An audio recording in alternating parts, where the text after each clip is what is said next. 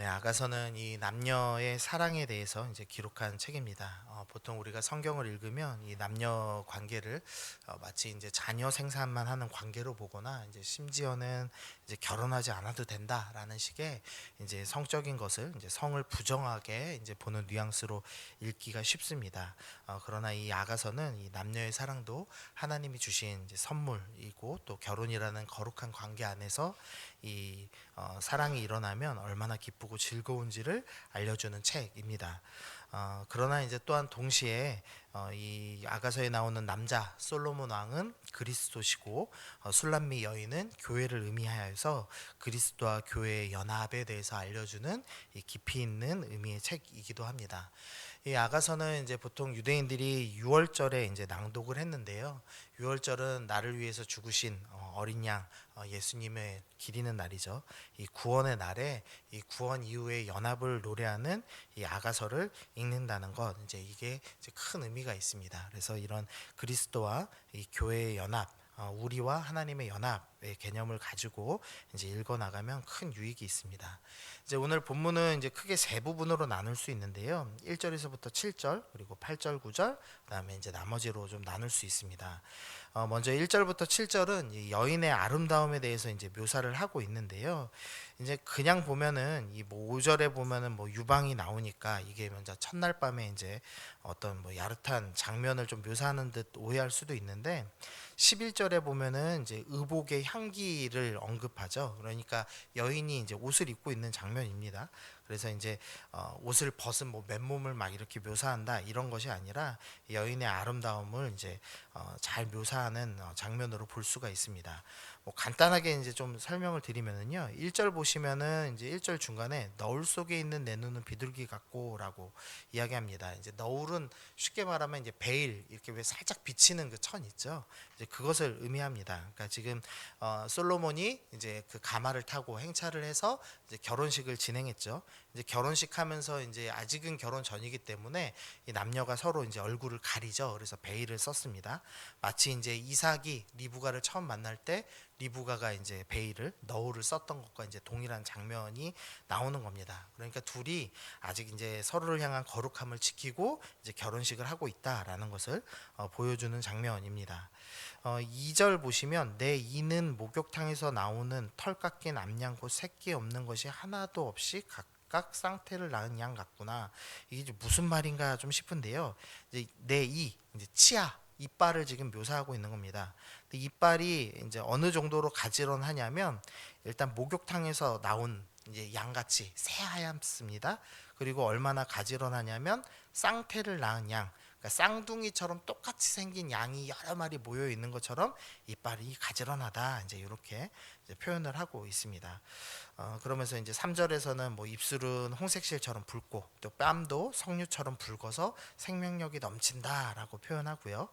이제 4절에서는 이 목이 얼마나 가지런하고 균형감 있는지 마치 이제 다윗이 세운 망대처럼 탑처럼 가지런하고 균형감 있다. 이제 이렇게 표현을 하고 있죠. 그리고 5절, 6절은 이제 가슴에 대한 묘사를 하는데 이 5절 보시면 내 두 유방은 백합화 가운데서 꼴을 먹이는 쌍태 어린 사슴 같구나. 여기 쌍태 또 쌍둥이 같다라는 것은 이제 균형감 있게 이제 잘 이쁘다 이런 표현하는 거죠. 그리고 백합화 가운데 이건 아마도 이 신부가 지금 결혼식에 하얀색 백합화 같은 옷을 입었던 것 같습니다. 그래서 이제 이렇게 표현을 합니다. 이제 중요한 건 7절인데요. 7절 말씀 한번 읽어보겠습니다. 시작. 나의 사랑 너는 어여쁘고 아무 흠이 없구나. 이제 신랑이 이 술람미 여인을 보면서 이제 흠이 없다라고 칭찬을 하면서 마무리를 하고 있습니다. 그런데 이제 우리가 아가서를 쭉 이제 같이 살펴보셨다면 이 이야기가 이상하다는 걸 좀 생각해 볼 수 있습니다. 왜냐하면 이제 아가서 1장 6절에서 술람미 여인이 자기를 뭐라고 표현하냐면은요. 1장 6절입니다. 내가 햇볕에 쬐어서 거무스름 할지라도 흘겨보지 말 것은 내 어머니의 아들들이 나에게 노하여 포도원 지기로 삼았음이라. 나의 포도원을 내가 지키지 못하였구나. 지금 이 여인이 자기 스스로를 뭐라고 표현하냐면 거무스름하다라고 얘기합니다. 그러니까 햇볕에 그을렸습니다. 특별히 이제 가족 간에 이렇게 원만하지 못해서 오빠들이 이 여동생을 쫓아내서 햇볕에서 일하게 내버려 뒀습니다. 그러니까 이제 몸에는 굳은 살이 박혀 있고 다리에는 알이 박혀 있고 피부는 까무잡잡한 여인을 생각하면 딱 맞으시겠죠. 그러니까 사실 이제 미적으로 본다면, 이제 세상의 눈으로 본다면 절대 아름다운 여인이다라고 하기에는 좀 부족한 모습일 겁니다. 그런데 지금 이 신랑의 눈으로 신부를 볼 때 어떻게 보냐면 흠 없이 아름답다라고 보고 있는 것입니다. 하나님께서 이 죄 많은 우리들을 볼 때 어떻게 보시느냐? 죄 많은 우리를 부르시고 신부로 삼으신 뒤에 너는 흠이 없고 아름답다라고 말씀해 주신다는 겁니다. 우리가 죄가 아무리 많을지라도 주님께서는 우리의 죄를 완전히 씻어주시고 가려주시고 우리에게 정결한 흰옷을 단장시켜 주셔서 우리가 이제는 흠 없다라고 불릴 만한 사람으로 변화하게 된다라는 것을 이 성경이 말씀해 주고 있습니다. 그래서 우리가 혹시나 지금 내가 죄가 많고 내가 너무나 더러워서 감히 하나님 앞에 나갈 수 없습니다 라고 생각하시는 분이 있다면 하나님께서는 그 죄 많은 사람까지도 흠 없는 거룩한 신부로 바꾸시는 분이라는 것을 기억하시면서 하나님께로 더 가까이 가기를 힘쓰는 여러분이 되어야겠습니다. 또 우리 8절 9절 보시면요, 우리 8절만 보시면 이 내 신부야 너는 내 발언에서부터 나와 함께하고 내 발언에서부터 나와 함께 가자. 또 아마나와 스닐과 헤르몬 꼭대기에서 사자굴과 표범산에서 내려오라. 지금 이 어구를 지금 시어라서 반복하고 있습니다. 레바논에서부터 아마나와 스닐과 헤므론부터 그리고 사자굴과 표범산 다 이제 똑같은 것을 의미합니다. 이 이스라엘에서 이제 북쪽 이방 지역을 레바논이라고 부르죠. 그러니까 지금 원래 신부가 살던 곳은 신랑이 살고 있던 거룩한 예루살렘과는 동떨어져 있는 곳에서 있었다라는 것을 표현하는 겁니다. 얼마나 동떨어져 있냐면 이 아마나나 스닐이나 헤므론 골짜기는 전부 이 헤므론 산에 있는 그 산 꼭대기들을 의미하거든요. 너무 먼 곳에 있었다라는 의미입니다. 어느 정도로 뭐냐면 중간에 사자굴과 표범산, 표범이 가득한 그런 이제 곳, 즉 맹수가 나오는 위험한 곳에 여인이 있었다라는 묘사를 하는 겁니다. 우리가 살던 이 세상은 죄가 많은 곳이고 악한 곳이고 위험한 곳이죠. 그런데 신랑이신 지금 주님께서 우리 가운데 오셔서 이제는 나와 함께 예루살렘으로 가자. 너가 살던 곳은 이방 지역이고 높은 지역이고 맹수가 가득한 약육강식을 하던 세상이지만 이제는 나와 함께 안전한 곳에 가자라고 이야기합니다. 그래서 이제 결혼식에 그 어머니의 집에 이 여인을 데리러 가서 이제 데리고 오는 장면이 나오고 있는 거죠. 그 다음에 이제 10절부터 이제 5장 1절에서 이제 드디어 이제 남녀의 이제 첫날 밤으로 보이는 이제 장면이 연상이 됩니다. 이제 뭐 성관계라고 보고 읽으시면 또 그렇게 읽혀지고요. 그러나 또 이 하나님과 우리의 그 깊은 연합의 관계로 표현하고 있다라고 읽어보시면 더 깊이 있게 읽으실 수가 있습니다. 먼저 10절 보시면은요, 내 누이라는 표현을 먼저 합니다. 이 간혹 이 자유주의 신학자들이 여기서 누이라고 한 걸 볼 때 이 술람미 여인이 솔로몬과 친형제 근친상간한 거다 뭐 이렇게 이제 악하게 해석을 하기도 하는데요. 우리도 뭐 연인들하고 만나면은 왜 오빠라는 표현 많이 쓰죠. 근데 원래 오빠는 형제를 가리키는 단어였죠. 그런데 이제 지금은 이제 사랑하는 남자를 부르는 왜 명칭으로 바뀌지 않았습니까? 이제 이것처럼 당시에 이제 그 가장 사랑하는 여인, 그러니까 무엇보다 친밀한 여인을 이제 표현할 때 누이라는 표현을 이제 종종 사용했습니다. 그래서 이제 이상하게 보실 필요가 없고요. 이제 더 중요한 것은 그 누이 다음에 나오는 단어입니다. 내 신부라는 표현을 처음으로 이제 사용하기 시작합니다. 드디어 이제 하나님의 신부가 되었다라는 것을 보여주고 있습니다. 그러면 이제 하나님의 신부된 사람은 이제 어떤 특징이 있는가에 대해서 11절부터 나오고 있는데요. 먼저는 이제 입술에 꿀방울이 떨어진다. 뭐 내 혀 밑에는 꿀과 젖이 있다. 그러니까 입에는 이제 꿀이 있다라고 말씀합니다. 이 꿀송이는 보통 성경에서 하나님의 말씀을 상징하는 음식이죠. 그래서 하나님의 신부가 된 사람은 어떤 특징이 있냐? 입에 하나님의 말씀, 꿀송이보다 더단 하나님의 말씀이 가득하게 있는 것, 그것이 하나님의 신부다라고 이야기를 하고 있습니다. 그리고 11절 후반부 보시면 의복의 향기는 레바논의 향기 같다라는 표현을 합니다. 그러니까 지금 여인에게서 향기가 난다라고 이야기를 합니다. 그런데 이 아가서에서 향기 나는 분이 한 분 있었습니다. 1장 13절에 보시면 여인이 뭐라고 표현하냐면 남자를 표현하면서 나의 사랑하는 자는 내 품 가운데 모략 향 주머니요 라고 하면서 남자가 향기가 난다라는 표현을 하고요. 그다음에 2장 6절에서는 그 남자와 여자가 서로 이제 안고 있는 장면, 그래서 그가 왼팔로 내 머리를 고이시고 오른팔로 나를 안는구나라고 하면서 향기가 가득한 남자를 여인이 그 향기 가득한 남자에게 안기는 장면이 나옵니다. 둘이 향기 나는 남자를 여인이 안고 있으면 어떻게 되냐? 그 향기가 옷에 배이겠죠.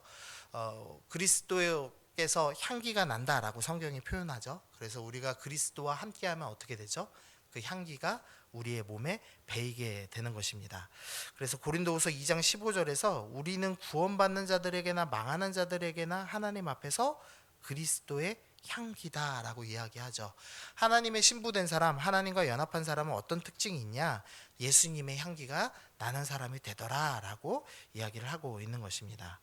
그 다음에 12절 보시면 잠근 동산이다라는 표현을 합니다. 성경에서 나오는 잠근 동산 딱 하나밖에 없죠. 에덴 동산을 의미합니다.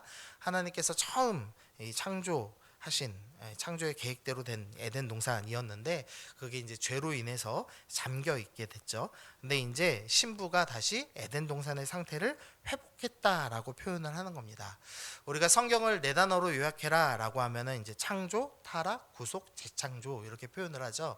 근데 창조 때 에덴 동산이 처음 나타나서 하나님의 계획대로 창조된 것을 에덴 동산 이렇게 보여주는데 다시 마지막에 주님께서 구원하시고 하나님의 신부가 된 자는 다시 잠근 동산, 에덴 동산과 같이 되더라, 재창조되더라 라는 것을 보여주는 스토리가 나오는 겁니다. 그래서 이 에덴 동산과 같이 변화된 하나님의 신부는 어떤 상태냐? 12절 중간에 보시면 덮은 우물이요 봉한샘이다 라고 이야기를 하죠. 성경은 하나님을 이제 생수의 근원이다 라고 말씀을 합니다. 예수님께서도 초막절에 설교하시면서 요한복음 7장에서 이 나를 믿는 자는 성경의 이름과 같이 그 배에서 생수의 강이 흘러나온다. 그러니까 생수의 근원 되신 하나님과 연합해서 함께하면 그 주님의 생수가 그 사람의 배로 이어서 흘러나오게 된다라고 설명을 하죠. 그래서 하나님의 신부된 사람은 이 물이 가득한 곳이 되었다. 그래서 우물이 되었다, 샘이 되었다라고 표현하면서 하나님의 원래 계획의 상태로 회복된 모습을 보여준다라고 이야기를 합니다. 그래서 이제 하나님과 연합돼서 회복된 사람들은 13절과 14절의 특징이 나오는데요. 여기 보시면 뭐 각종 나무가 나옵니다. 그러니까 생명력이 다시 넘치는 모습으로 회복됐다라는 것을 보여주고, 이제 무엇보다도 13절에 보시면 아름다운 이제 과수와 뭐 석류나무와 하면서 열매 맺는 상태를 이제 보여줍니다. 그러니까 하나님과 연합된 사람은 반드시 열매 맺는 상태로 변화됩니다라는 설명을 하는 겁니다. 하나님, 예수님 믿는 사람은 어떤 열매를 맺죠? 우리가 성령의 열매를 맺죠. 갈라디아서 5장에. 그래서 하나님과 연합된 신부는 이렇게 변한다라고 이야기를 하는 겁니다. 마지막 5장 1절 좀 보시면은요. 이제 내 누이 내 신부야, 내가 내 동산에 들어와서 나의 모략과 향 재료를 거두고 나의 꿀송이와 꿀을 먹고 내 포도주와 내 우유를 마셨으니, 이제 지금 신랑이 이 새 에덴, 다시 이제 에덴 동산과 같이 변화된 이 사람의 입에 있는 그 꿀송이, 하나님의 말씀과 또 아름다운 각종 열매들을 다 마셨다라는 표현을 합니다. 그리고 나서 그 뒷부분, 나의 친구들아 먹으라, 나의 사랑하는 사람들아 많이 마시라 라는 구절이 있습니다. 이제 이 부분이 이 누가 말한 거냐라는 것에 대해서는 조금 이제 학자들마다 견해가 다른데요. 이제 뭐 보통은 남자가 얘기했다라는 견해도 있고, 아니면 중간에 한 번씩 이 추임새를 넣던 이 합창단이 이야기한 거다라는 이제 해석도 있습니다. 근데 이제 어찌 되었던 이 만약에 4장을 단순하게 그냥 성관계로만 본다면 이 뒷부분 내용이 이상합니다. 여인과 성관계를 가진 뒤에 나의 친구들아 먹으라 라고 하면은 그럼 내가 사랑하는 여인과 성관계해라 이런 의미로 읽힐 수밖에 없지 않습니까? 그러니까 이제 이 부분을 단순히 성관계로 읽으면 안 되겠죠. 그래서 이제 그리스도와 교회의 관계로 관계로 우리가 읽어야 하는데요. 이제 그 그리스도와 교회의 연합으로 우리가 읽어서 해석을 한다면 이제 하나님과 결혼을 하고 연합해서 이제 하나님의 향기가 드러나게 된 백성, 그 백성은 에덴 동산의 상태 그리고 생명수를 흘려보낼 수 있는 상태로 변화됐습니다라고 표현을 하고, 그 사람은 열매 맺습니다라고까지 표현을 했죠. 그리고 그 열매를 세상 가운데 나누어서 많은 사람들이 먹게 하는 존재가 되었다라고 설명하는 것으로 우리가 해석하는 것이 이제 정확한 해석이라고 생각을 합니다. 그래서 이제 정리를 좀 하면, 이 지금 원래 이제 이 술람미 여인, 그러니까 우리를 표현하는 거죠. 우리는 거무잡잡하고 이 가장 사랑하는 사람들에게도 버림받고 외면받아서 밖에서 어두운 데서 슬픈 데서 힘든 데서 죄로 오염된 데서 일할 수밖에 없는 상태였다라고 이 아가서가 표현합니다. 그런데 신랑이신 주님을 만났죠. 근데 그분께서는 우리를 흠없다 하시며 우리를 신부 삼아 주십니다. 신부로 삼게 되니까 어떤 일이 일어나냐? 입술에서 꿀송이보다 단 말씀이 일어나고 몸에는 그리스도의 향기가 풍겨져 나오고, 그 다음에 우리는 다시 생명수를 내고 성령의 열매를 맺는 사람으로 변화되었다. 그리고 그것을 많은 사람에게 먹이는 자가 되어야 한다라고 오늘 말씀이 우리 가운데 설명을 하고 있는 겁니다. 그래서 주님, 나 같은 죄인을 주님의 신부로 삼으시고 흠없다 하시고 열매 맺는 자로 다시 에덴 동산의 상태로 바꿔주시니 감사합니다. 우리가 그렇게 기도해야겠고, 혹시나 이 모습을 읽으시면서 주님, 왜 저는 주님과 연합된 사람인데 아직 입에 꿀송이처럼 단 말씀이 튀어나오기보다 저주와 불평이 나올까요? 왜 저에게는 그리스도의 향기보다 세상의 향기가 더 나올까요? 이런 마음이 있으시다면 다시 좀 3장을 읽으시면 좋겠습니다. 3장에는 밤중에 여인이 뛰쳐나와서 남자를 찾죠. 우리가 아직 그리스도의 향기를 품을 만큼 하나님과 가까이 하지 않았다고 느낀다면 이 밤중에 남자를 찾아다니는, 하나님을 찾아다니는 여인처럼 은혜가 없을 때 뛰쳐나와서 더 부르짖고 더 하나님과 가까이 해야 되겠구나. 그래서 내 입술에 하나님의 말씀이 튀어나올 때까지, 하나님의 향기가 드러날 때까지, 성령의 열매가 맺혀질 때까지 더욱더 하나님을 붙잡는 성도가 돼야 되겠다, 이렇게 결단하시면서 나아가시면 좋겠습니다. 그래서 이 두 가지 생각하시면서 오늘 함께 기도하시면서 나아가겠습니다. 기도하시겠습니다. 주님, 감사합니다. 죄인인 우리를 불러주셔서 우리를 하나님의 신부 삼으셔서 너는 이제 흠없다라고 우리에게 말씀하시고, 우리를 에덴 동산의 원래의 상태, 창조의 원래 계획의 상태로 변화시키겠다 약속하여 주시니 감사합니다. 하나님, 우리의 입술에 꿀송이보다 단 하나님의 말씀이 튀어나오기를 소원합니다.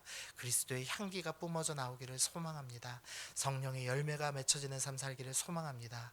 그리고 그것을 이 땅 가운데 나누는 사람, 복음의 통로 되기를 주님 소원합니다. 하나님, 우리가 하나님의 신부다운 삶 살 수 있도록 인도하여 주옵소서. 감사드리며 예수님의 이름으로 기도드립니다. 아멘.